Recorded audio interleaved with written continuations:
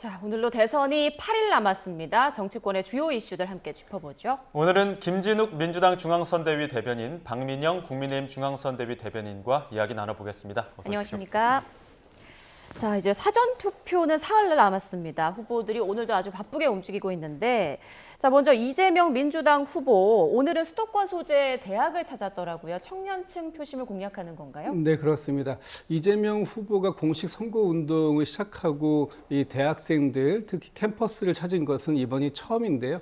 아마도 이제 대학생들이 지금 굉장히 어려운 그 상황들을 많이 맡고 있기 때문에 그런 청년들의 고충을 직접 현장에서 목소리를 좀 듣고자 하는 그런 그 취지가 있었다라고 보여지고, 지금 이제 오늘도 이재명 후보가 말씀 주셨던 중에는 이 대학생들의 등록금 지원 방안, 또 장학금 지원 방안, 또 이런 것들뿐만 아니라 사실 식비 문제가 굉장히 어려운 그 생활비의 가장 많은 부분을 또 차지하고 있는 부분도 있고, 또 주거 문제가 또 굉장히 어려운 부분이 있다. 이런 부분들에 대해서 국가의 지원이 상당히 필요하다는 부분들을 오늘 저 청년들하고 격이 없는 대화를 통해서 잘 전달을 좀 하고자 했던 그런 노력이 있었다 이렇게 말씀드리겠습니다. 예, 이재명 후보도 그렇고 김문수 후보도 그렇고 두 분 모두 이제 경기지사 출신이신데, 김문수 후보는 경기지사 재직 시절의 최대 치적이라고 할 수 있는 삼성전자 평택 캠퍼스 방문했거든요. 어떤 행보라고 볼 수 있을까요? 사실 이재명 후보 같은 경우에는 호텔 경제론으로 상당한 문매를 맞았었죠. 지난 금요일 사회 분야 토론에서도 화두가 돼서 특히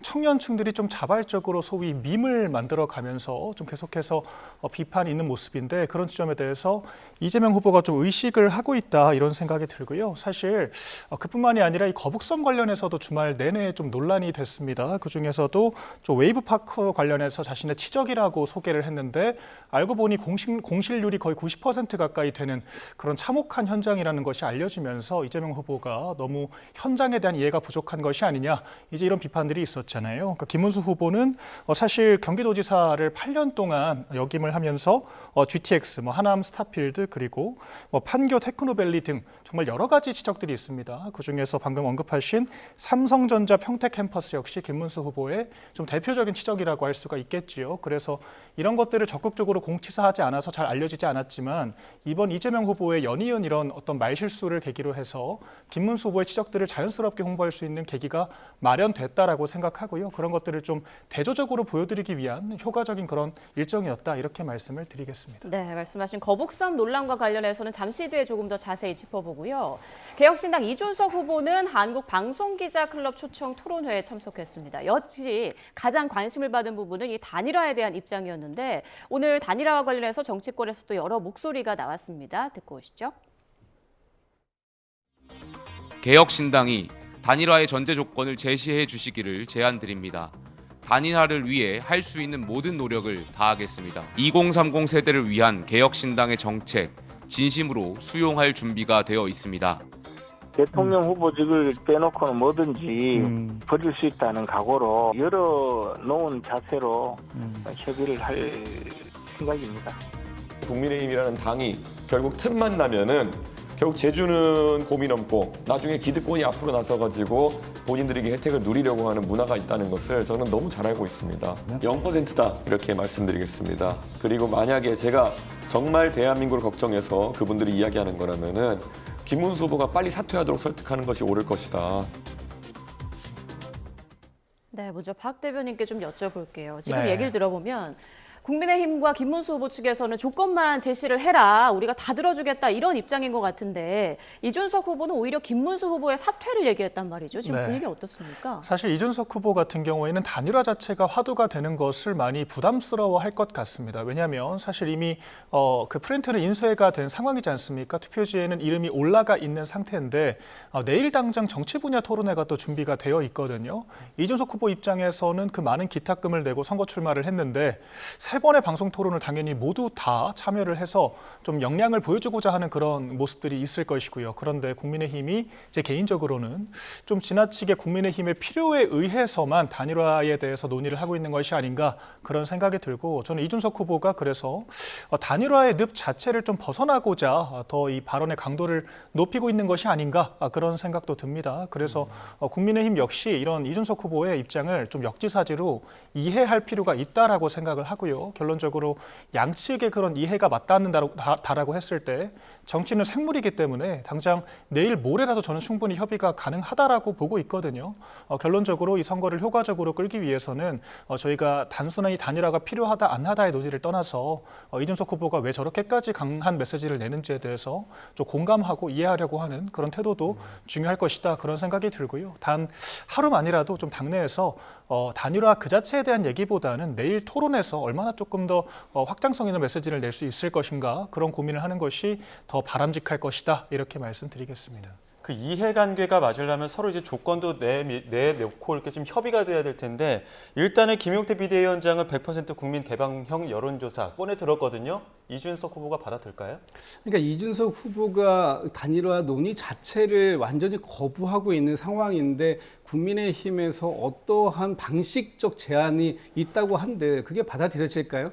일단 양측이 단일화가 필요하다는데 공감을 하고 그 이후에 방식은 어떻게 할 것이냐 하는 부분으로 넘어가야 되는데, 지금 국민의힘에서는 이 김문수 후보가 단일화가 너무나 절실한 나머지 마치 바늘 허리에 실을 메어서 깨려고 하는 것이 아니냐, 이런 식으로 보여요. 그러니까 지금 오늘도 이준석 후보는 단일화 프레임에서 벗어나기 위해서 안간힘을 쓰는 모습을 보이고 있지 않습니까? 오죽하면 단일화의 가능성은 0%다. 그리고 오늘 보니까 그 개혁신당에서는 개혁신당 전 당원에게 이준석 후보가 문자 메시지를 보냈다고 합니다. 네. 단일화는 전혀 없다. 지금 이 단일화 논의가 계속적으로 지속되면 지속될수록 이제 그 이준석 후보의 입지가 좁아질 수밖에 없고, 또 혹시라도 단일화가 되는 것 아닌가라는 쪽에 개혁신당 지지자들께서도 이거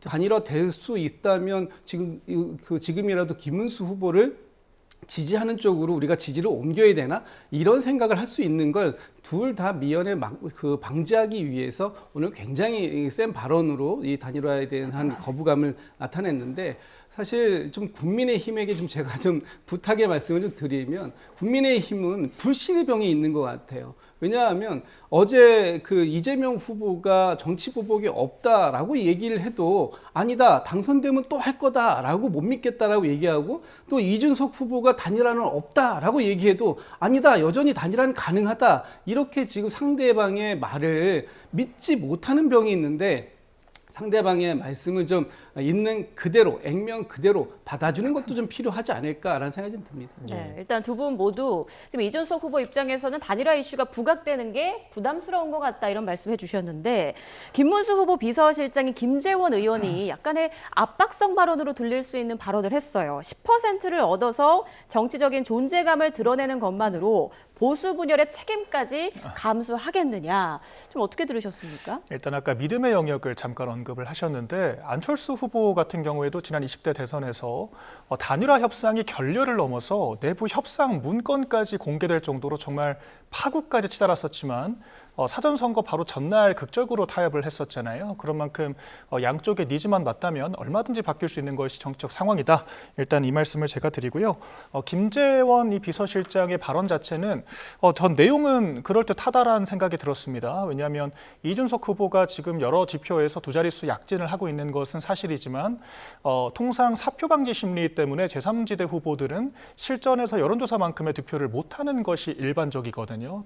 특히나 이번 선거처럼 이 양당, 특히 거대 정당들이 극한으로 대립하고 있는 그런 상황에서는 더더욱 그럴 가능성이 높다라고 생각을 하는데, 이준석 후보가 10%대 만약에 얻는다라고 하더라도 그것이 선거비를 오로지 보전받지 못할 뿐만 아니라 결론적으로 단일화했다라고 하면 이재명 정권을 막았을 수 있을 것이다 라고 하는 이 보수 진영의 비토로부터 자유로울 수가 없는 것이거든요. 이에 대해서 이 김재원 비서실장이 좀 원론적인 이야기를 한 것으로 보입니다. 다만 저는 이런 맞는 이야기를 대외적으로 공표를 하는 것이 협상에는 도움이 되지 않는다라는 생각도 있거든요. 저희가 단일화 협상이라는 것은 이 대외적으로 입장차를 확인하는 것이 아니라 대내적으로 물밑에서 적극적인 교섭을 통해서 입장 차이를 좁혀나가는 것이 효과적이라고 생각을 하기 때문에 조금 더 물밑 교섭에 좀 집중하는 것이 바람직하지 않을까, 이 말씀을 드리겠습니다. 예, 이렇게 보수 분열의 책임론까지 꺼내들면서 어르고 달래는 어떤 단일화 그 협상 과정들이 있는 가운데,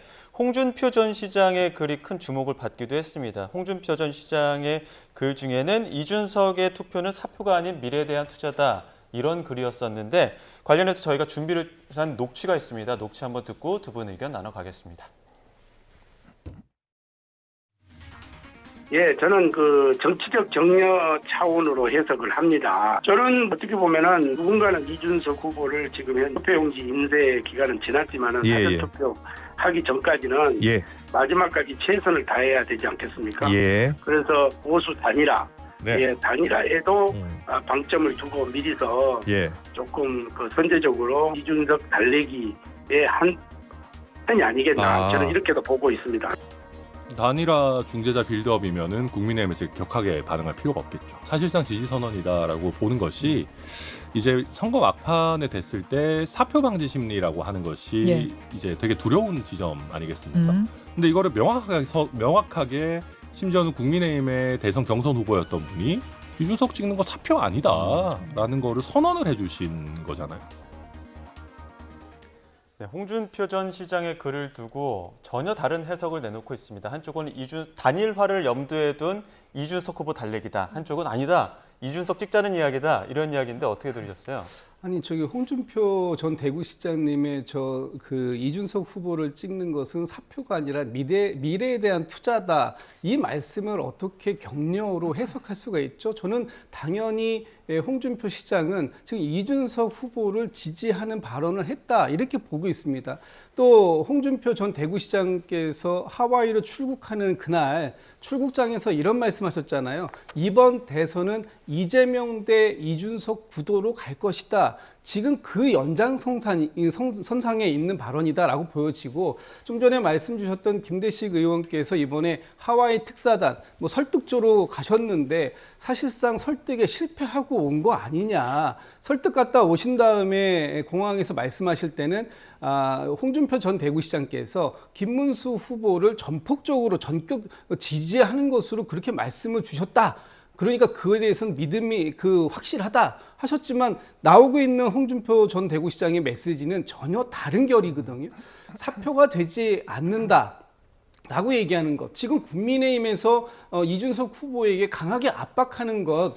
또 이준석 후보가 지금 3자로 출마했을 때 그 이준석 후보가 가져가는 표는 사표가 되는 것이다. 그러니까 그것 때문에 패배한다면 이준석 당신의 책임이 있다. 가장 크다. 이렇게 지금 압박하고 있는데 그 부분에 대해서 사표 아니고 미래에 대한 투자다라고 얘기하는 것. 이것을 어떻게 격려라고 해석할 수 있는지 너무 아전인수식의 해석이 아닌가 저는 그렇게 생각합니다. 네, 홍준표 전 시장의 정말 속내가 무엇인지 궁금해지는데 김대식 의원의 말 조금 전 들었습니다만 격려 차원이었다 이렇게 좀 긍정적으로 해석은 했어요. 근데 국민의힘 내부에서 좀 격앙된 반응도 나왔던 걸로 알려지거든요. 어떻습니까?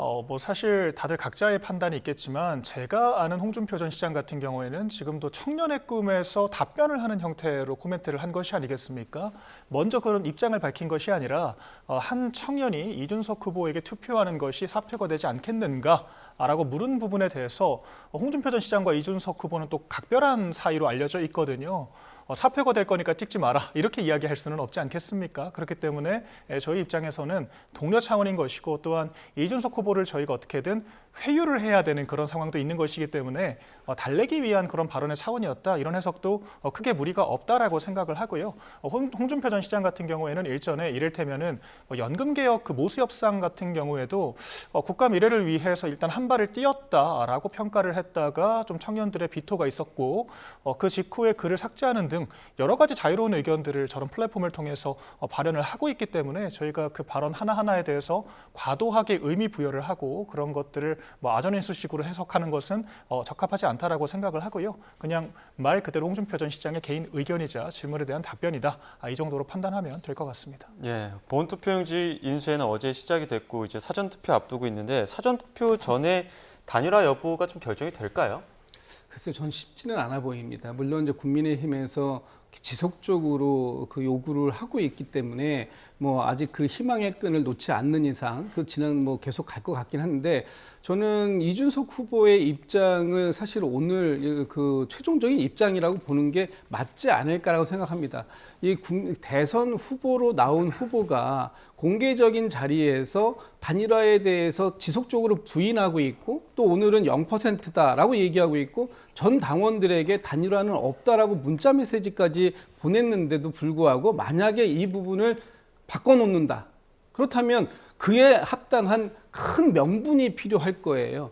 그 과연 어떤 명분으로 김문수 후보하고 단일화를 할 것인가? 저는 그런 명분을 찾기는 굉장히 어려울 거라고 봅니다. 지금 김문수 후보가 지난 12.3 비상계엄에 대해서 옹호하고 윤석열 전 대통령에 대한 이 탄핵을 반대했다라는 입장, 사실 지금까지도 계속해서 견지하고 있다라고 보여지고 있고, 김문수 후보의 당선은 윤석열 정권의 시즌 2가 될 것이다, 이런 얘기들, 하다못해 한동훈 전 그 대표가 어제 김문수 후보의 지지 유세에서 우리가 이런 오해를 받지 않으려면 확실하게 선을 더 그어야 된다라고 얘기까지 했지 않습니까? 그런데 그런 부분들이 이루어지지 않고 있어요. 그렇다면 이준석 후보가 받아들일 명분은 사실상 없는 거다. 만약에 지금 이런 상황에서 아무런 입장 변화가 없는 상태에서 받는다라는 건 아까 박민영 대변인께서 말씀하셨던 것처럼 양측의 니즈가 맞았다라고 보는 건데, 그럼 그 니즈가 뭐냐는 겁니다.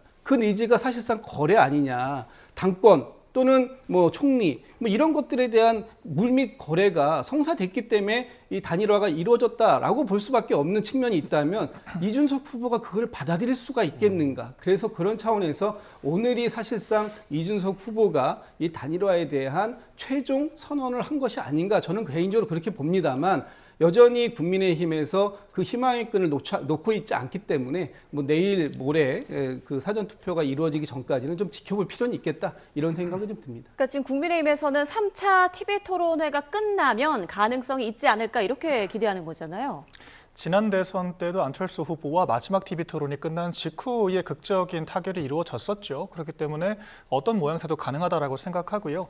앞선 두 차례 토론만 보더라도 이준석 후보가 이재명 후보를 집중적으로 좀 공격하면서 양쪽이 협공하는 듯한 그런 이미지들을 많이 비췄습니다. 실제 언론들도 그렇게 평가들을 많이 했고요. 그래서 이 니즈라고 하는 것이 이준석 후보의 이 메시지의 미묘한 변화도 읽을 수가 있거든요. 그래서 윤석열이란 사람은 지나간 정치인, 이제 죽은 정치인이라고 평가를 하면서 이재명이라는 사람은 다가올 환란이다, 이런 표현을 반복해서 사용하고 있습니다. 결론적으로 앞으로 5년이 어떤 사람이 대통령이 돼서 결정될 것인지, 국가의 미래를 누구 손에 맡겨야 할 것인지가 당면한 시대의 과제이자 국민의힘과 이준석 후보가 같이 갈 수 있는 명분이라고 생각을 할 수 있는 거거든요. 그렇기 때문에 여러 가지 가능성이 열려 있다라고 보고, 당장 내일 밤 펼쳐질 정치 분야 TV 토론회에서도 충분히 계기는 만들어질 수 있다라고 저는 생각을 합니다. 오히려 이제 개혁신당 관계자들도 그 단일화에 대한 협의 자체, 이 논의 자체를 피로감을 호소를 하면서도 민주당이 너무 자신만만하게 단일화가 안 될 거다라는 식으로 단언을 한다라거나, 오히려 좀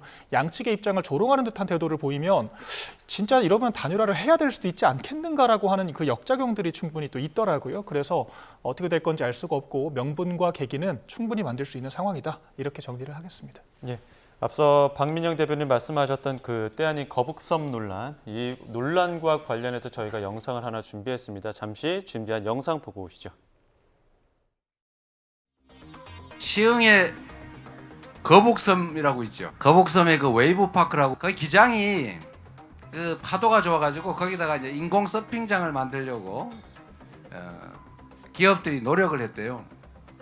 그런데 부산시에서 2년이 다 되도록 인허가를 된다 안 된다 말도 없이 계속 시간을 질질 끈다는 소문이 있길래, 그때 시흥시장하고 제가 그 업체들을 꿰어가지고 경기도로 거북섬으로 오면은 우리가 그냥 다 나서서 알아서 해줄 테니까 이리 오라고 저희가 유인을 해가지고 살살 깨워와서 인허가와 건축 완공하는데 2년 정도밖에 안 걸리게 신속하게 해치워서 거기가 지금 완공된 겁니다.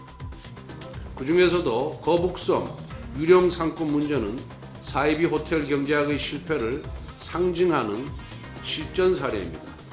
그런데 틀렸다고 지적을 해주니까 겸허하게 인정하기는커녕 뻔뻔하게 뭐가 틀렸냐고 역정을 내면서 우리 당의 주진우 의원 등을 고발한다고 합니다. 객관적인 데이터를 갖고서 토론에 나서지 못할 망정 기껏 짜낸 대응 방안이 고소고발 입틀막입니까? 거북선 전체에 대해서 이재명 후보가 관여했던 건 아니고요. 예. 그 중에 한 사업이었던 웨이브파크는 성공 사례였습니다. 그렇군요. 그거를 예. 써잡아서 비판하는 건 사실 자체가 왜곡된 예. 거죠. 네, 주말 지나면서 논란이 꽤 커졌는데 일단 민주당 입장부터 들어볼까요? 일단 그 이재명 후보가 이 거북섬 사업에 직접적으로 관여한 적은 사실 없습니다. 이 거북섬 사업이 국가 항만 그 사업으로 지정된 게 2015년입니다. 박근혜 전 대통령 시절이고 남경필 경기도지사 시절입니다. 그리고 그 이후에 이 지역에 대해서 2018년도에 이재명 후보가 당시 경기도지사일 때 여기에 좀 전에도 말씀 나왔습니다만 웨이브파크라고 인공 서핑장 사업을 유치해 온 거예요. 그리고 나서 여기에서 지금 이 사업들이 진행이 되고 있었는데 이번에 그 국민의힘에서 문제의 본질을 완전히 호도했다. 사실 이 인공 서핑장을 경기도 이 거북섬 시흥지구에 있는 거북섬이라는 데 유치해 온 건 지역 경제가 좀 이 거북섬에 뭔가 좀 활성화를 좀 시키기 위해서 이런 사업을 유치해 온 것인데 마치 거기에 지금 이 공실률이라고 하죠. 빈 공간들이 많이 생긴 이런 공실이 생긴 것들에 대해서 이재명 후보의 책임이 있는 것처럼 이렇게 몰아붙였단 말입니다. 그렇다면 지금 2020년 이후에 코로나라든지 아니면 또 22년도 이후에 윤석열 정부가 경제를 실패함으로써 지역 경제가 활성화되지 못한 측면들도 있었고 오늘 또 그 기사에 보면 많은 자영업자분들이 폐업을 하게 된 그런 상황이 있었습니다. 지금 얼마나 많은 그 경제적 어려움들이 이 자영업자들이나 이런 분들한테 있습니까? 이런 그 실패의 책임을 이재명 후보에게 전가하고 있다라고 저희는 이제 판단을 했기 때문에 이 그 문제의 본질을 호도한 국민의힘에게 문제의 본질에 대해서 정확하게 인식해달라 이런 지금 얘기를 하고 있는 거고요. 이재명 후보에 대한 이런 그 정치적인 공세가 너무 과도하다 이런 부분을 지적하고 있는 겁니다. 네, 그러니까 민주당은 거북섬이 이제 박근혜 정부 때 개발이 지정된 거다. 왜 이재명 후보에게 실패를 뒤집어 씌우냐 이런 주장이거든요. 국민의힘은 어떤 입장인가요? 저희가 뒤집어 씌운 것이 아니라 이재명 후보 스스로가 거북섬 이슈를 끄집어낸 것이죠. 워딩들을 정확하게 살펴보면 거북섬의 웨이브 파크를 언급을 한 것이고요. 자신이 경기도지사 시절에 시흥시장과 연계를 해서 거북섬의 웨이브 파크를 유치를 했다라고 강력하게 어필을 하고 있습니다. 이에 대해서 저희가 거북섬의 공식률이 높은 것이 이재명 후보의 잘못이라고 이야기를 하는 것이 아니라요. 거북섬이 이런 실상인데도 불구하고 자신의 지적을 자랑하듯이 말하는 이런 좀 옹졸한 현실 인식에 대해서 지적을 하는 거거든요. 경기도지사 시절에 이런 사업들을 유치했다라고 하면 당시 거북섬이 어떤 현실인지도 정확히 이해를 했어야 하는 것이 맞고 그런 웨이브파크 등의 사업들을 유치를 해서 문제를 해결하고자 하는 의지가 있었던 것이 맞다라고 하면 그 이후에 이 거북섬이 어떤 식으로 운영되고 있는지 공식률은 얼마나 높은지 이런 것들을 체계적으로 파악을 했어야 한다라고 생각을 합니다. 그런데 오히려 사실상 사장된 그런 87%의 공실률을 가진 지금도 그 심지어 극단적인 선택을 하는 사례까지 있을 정도로 매월 월세와 임대료, 이자만 500만 원 돈을 내고 있는 사람들도 있다라고 하거든요. 이런 실상들을 전혀 모르는 상태에서 자랑하듯이 얘기한 것, 이것을 저희가 문제라고 이야기를 하는 것이고요. 또한 이것이 이재명 후보가 말하는 호텔 경제론과 같은 이런 좀 사짜 경제학의 실패의 전형인 것이거든요. 결과적으로 국가가 인위적으로 무언가를 조성해서 시장이 형성될 수가 없는 것이고 국민들과 민간에서 자발적으로 그런 시장이 형성되어야만 지속 가능성이 있다라고 하는 것을 보여주는 좋은 사례이기 때문에 이재명 후보가 이런 것들을 억지로 비호하려고 해서는 안 된다라고 저는 생각을 하고요. 오히려 이 잘못된 발언으로 커피콩 120원 발언까지 연달아 상처받은 자영업자들을 위해서 위로의 말을 던지는 것이 지금이라도 맞다라고 생각을 합니다. 지난 그 1차 토론과 2차 토론을 비교해 봐도 후보들 간의 그 설전이 굉장히 발언 수위도 올라가고 좀 격화되는 양상들이 있거든요. 서로가 좀 마음이 좀 상했다 이런 이야기들도 많이 나오고 있는데 어떻게 보십니까? 일단 TV 토론의 장소가 후보들 간의 어떤 개인적인 감정의 자리는 아니지 않습니까? 특히 이번에 그 2차 토론회 때 보면 김문수 후보님은 아주 작심을 하고 인신공격성 네거티브 그 공격을 가지고 첫 포문을 시작하셨더라고요.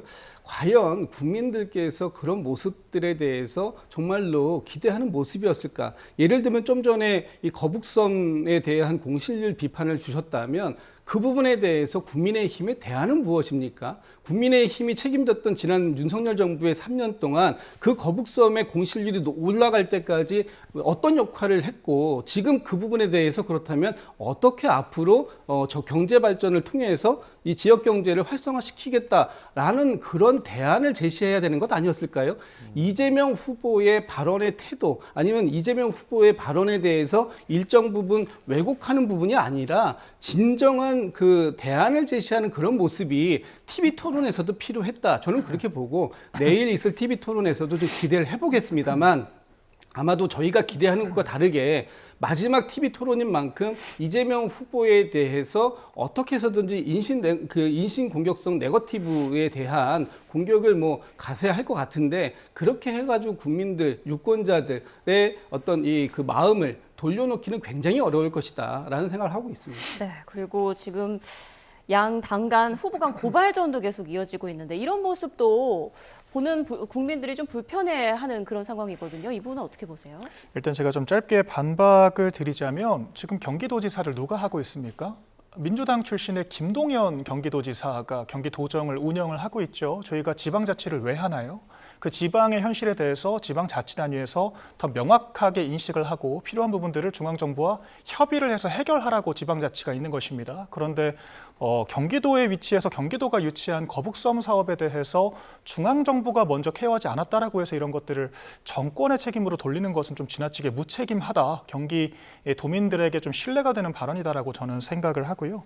이런 고소고발전 같은 경우에도 사실 이재명 후보가 마치 좀 피해자인 것처럼 말씀을 하시지만 또 여러 가지 실언들도 했던 것이 사실입니다. 특히 이 어떤 부정선거론 같은 경우에는 저희가 먼저 끄집어낸 것이 아니라 김문수 후보를 향해서 이재명 후보가 먼저 윤석열 전 대통령이 주장하는 부정선거론에 대한 입장을 캐묻고 그런 부분에 대해서 공세를 펼쳤기 때문에 과거 이재명 후보가 주장했던 이런 부정선거론에 대한 입장이 끄집어내진 것이거든요. 이에 대해서 이재명 후보가 국정원의 댓글 조작만 얘기한 것이다. 이렇게 회피를 하는 과정에서 이 수개표 이야기를 직접적으로 했었고 심지어는 선관위에서 이재명 후보 이런 주장에 대해서 유감 표명까지 했다는 사실이 추가적으로 발견이 된 것이거든요. 그렇기 때문에 허위 사실이다라고 이야기를 하는 것이고요. 정광훈 목사 발언에 대해서는 저희 후보가 지금 귀한 쪽이 좋지가 않습니다. 과거 학생운동 과정에서 최루탄을 맞고 귀한 쪽의 어떤 그 청력 자체가 좋지 않은 그런 상황인데 저는 발언의 인지에서 좀 차이가 발생했다라고 생각을 합니다. 보니까 후보가 정광훈 목사가 눈물을 흘렸다라는 말입니까? 라고 되묻더라고요. 이런 부분들을 봤을 때 오히려 조금 더 이재명 후보의 공세 과정에서 발생한 문제라고 저는 생각을 하고 또한 이준석 후보가 이재명 후보를 향해서 여러 가지 정책 의제들을 꺼냈거든요. 심지어 김문수 후보 역시 52시간제 유연화 문제를 꺼내면서 사회 분야 토론에 맞는 주제를 가지고 공격을 했습니다. 그런데 이재명 후보가 어쩌라고요?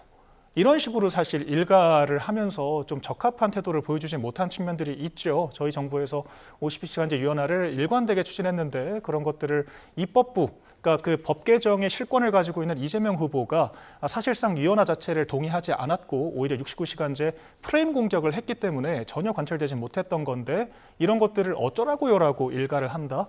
이런 부분들이 정책 토론을 할 생각이 애초에 없는 것이 아닌가 이런 의구심을 부를 수가 있기 때문에 내일 토론에서는 조금 더 애티튜드 측면을 다루는 것도 중요할 것 같다 이 말씀도 드리겠습니다. 네. 이번에는 후보들의 유세 현장 잠시 살펴보고 계속해서 대선 전국 대담 이어가겠습니다. 자, 21대 대선이 이제 8일 앞으로 다가온 가운데 경기도지사를 지냈던 민주당 이재명, 국민의힘 김문수 두 후보는 나란히 자신의 정치 기반인 경기도로 향했습니다. 네, 각 후보 유세 현장에 취재기자 나가 있는데요. 먼저 황보혜경 기자, 지금 그곳은 어디입니까?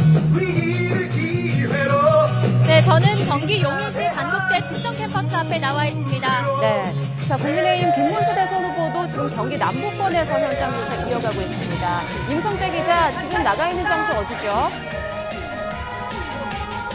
네, 경기 오산시 오산역 광장 앞입니다. 네, 먼저 황보혜경 기자, 이재명 후보 유세 현장 분위기 어떻습니까? 유세가 한창 진행 중인데요. 파란색 풍선을 든 지지자들이 속속 몰려들고 있습니다. 이재명 후보는 10분가량 뒤 연단에 올라 유세를 시작할 예정입니다. 보시는 것처럼 무대 위에는 방탄유리도 설치되어 있습니다. 경기지사 출신인 이 후보가 자신의 정치적 고향 경기도를 찾은 건 지난 주말에 이어 이틀 만입니다. 지난주엔 경기 북부 접경 지역과 부천, 안양 등 서부권을 돌았고 오늘은 동남부 지역을 중심으로 수도권 표심을 공략하고 있습니다.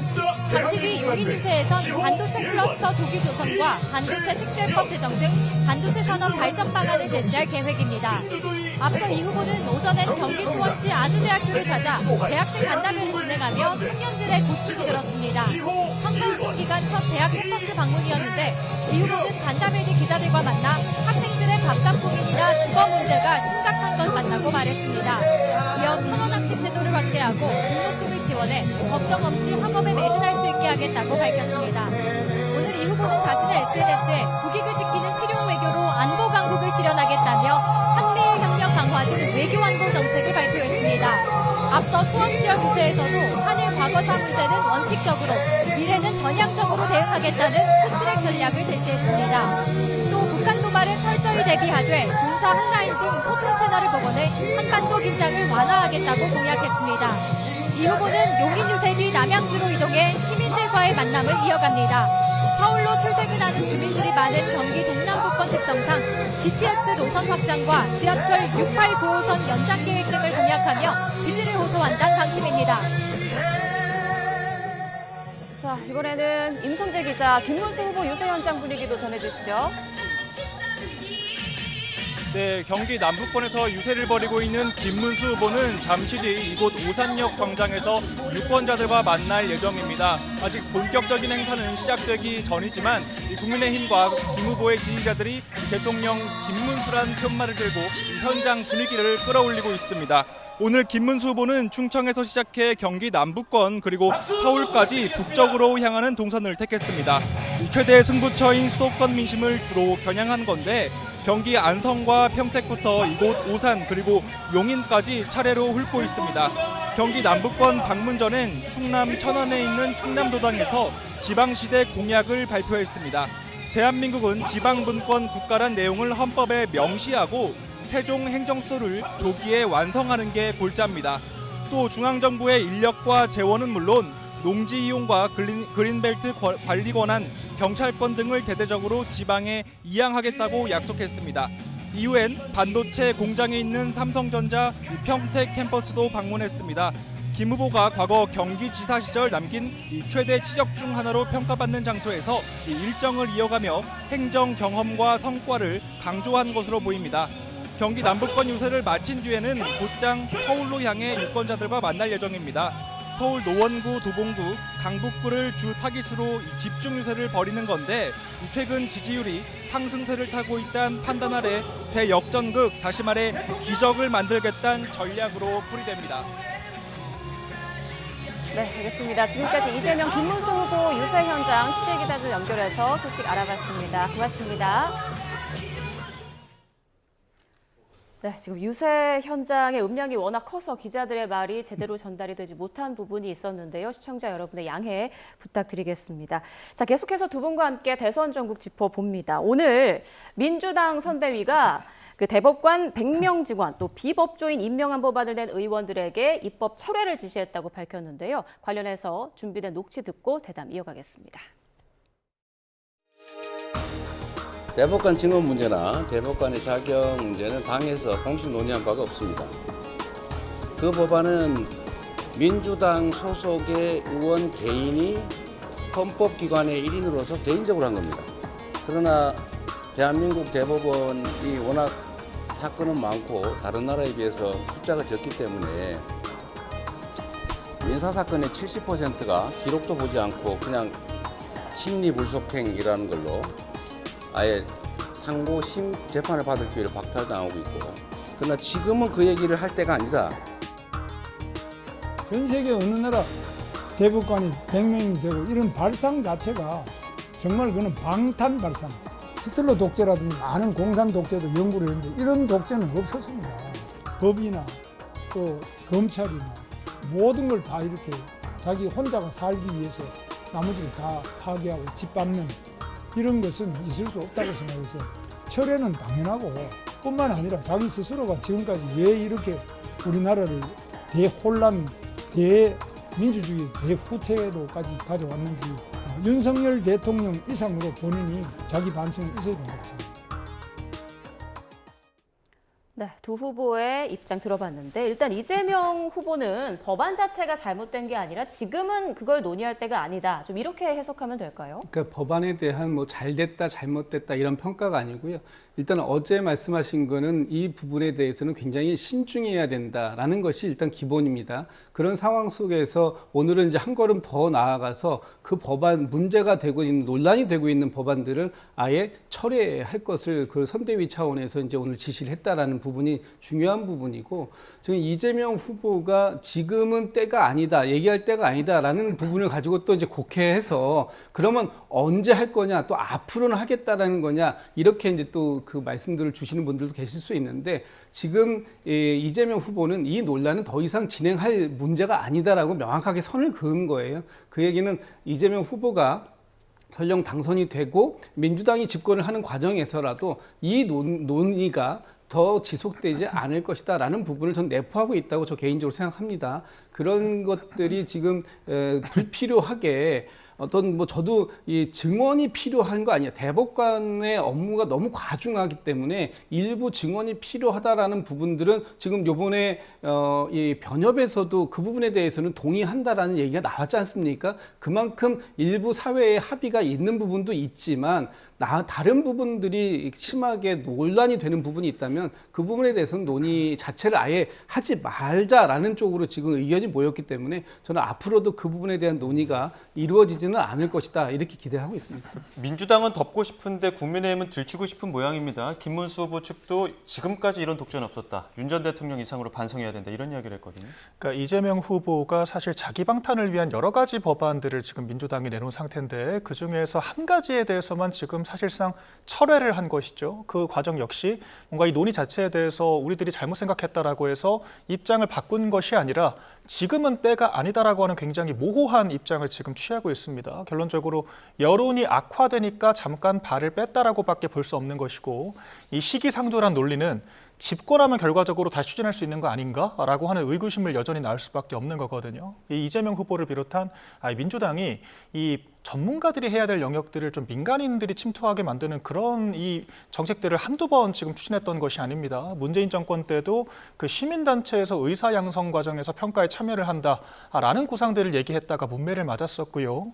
또한 당장 오늘만 해도 이재명 후보가 수원 유세 바로 직후 백브리핑에서 이제는 국방부 장관을 민간인이 하는 게 바람직하다. 이런 발언을 했다라고 합니다. 결론적으로 약간 운동권 중심으로 이루어진 민주당이라는 세력 자체가 이 제도권의 전문가들을 부정하고 좀 자신들의 입맛에 맞는 그런 사람들을 요직에 앉혀서 이 정파적으로 모든 것을 이끌고자 하는 것이 아닌가 이런 강력한 의구심을 가질 수밖에 없는 것이고요. 또한 지금 당장 이 대법관 100명만 문제가 아니라 재판 중단법, 허위사실 공표죄 행위 요건 삭제 등 이재명 후보 개인만을 위한 여러 가지 지금 법안들을 추진하고 있는데 이에 대한 입장은 무엇인지를 또 명확하게 밝혀야 한다라고 저희는 생각합니다. 네, 이번에 민주당에서 법안 철회 지시를 내린 게, 이 결정을 내린 게 중도층 이탈을 좀 막기 위해서다 이런 분석도 있는데요. 어느 정도 좀 일리가 있는 말일까요? 뭐 그렇게 해석하실 수도 있겠죠. 또 지금 이 논란이 되고 있다라고 하는 부분은 여전히 그만큼 국민들께서 좀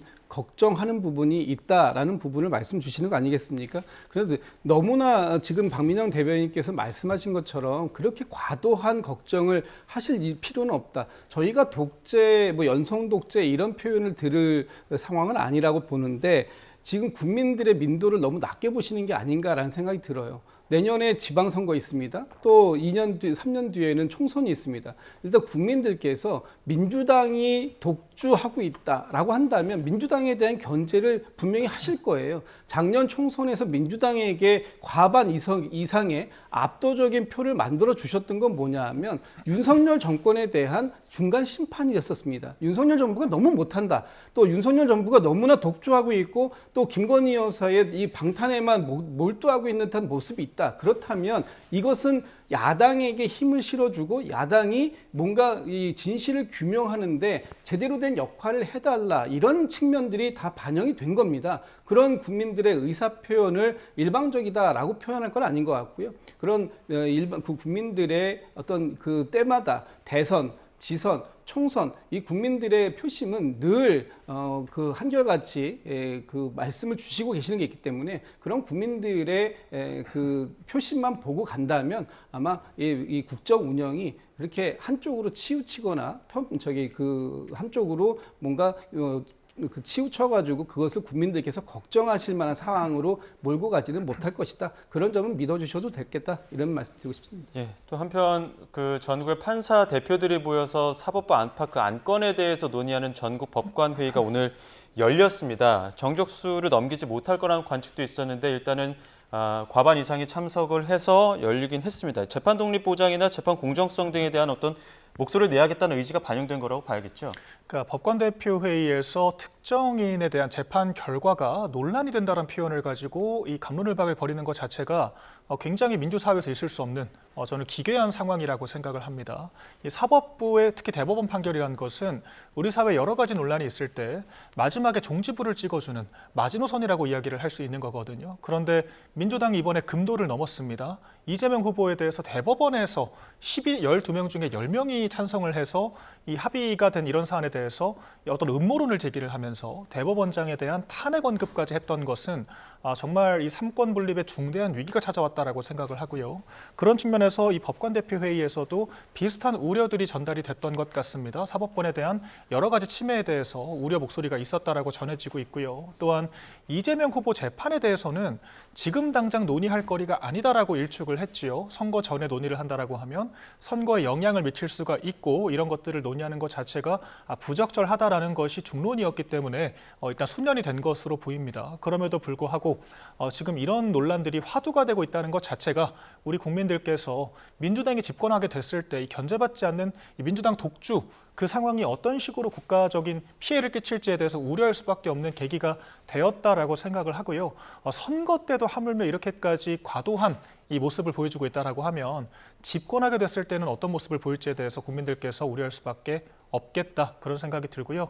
민주당이 공당으로서 이 우리나라의 시스템의 근간을 구축하는 삼권 분립에 대해서 존중하는 태도를 지금이라도 보여줘야 한다 이 말씀을 드리겠습니다. 네, 마지막으로 민주당에서는 지금 이 상황을 어떻게 보고 계신지 듣고 대답 마치겠습니다. 예, 지금 그 민주당이 삼권 분립을 존중하지 않는다 이런 말씀 주시는데 과도한 정치적 공세에 불과하다 이런 말씀 드리고 민주당이 금도를 넘었다면 그렇다면은 이 전국 법관 대표 회의가 열릴 수 있었겠습니까? 민주당이 열라고 지시한 겁니까? 법관들 스스로가 지금 사법부에 떨어져 있는 신뢰를 회복하기 위해서 이 전국 법관 대표 회의가 개최될 필요가 있겠다라는 그 노력들, 그런 모습들이 오늘의 이 자리가 만들어진 것인데 여기에서 앞으로 뭐 재판의 독립성, 공정성 여러 가지 논의가 있을 것으로 보입니다.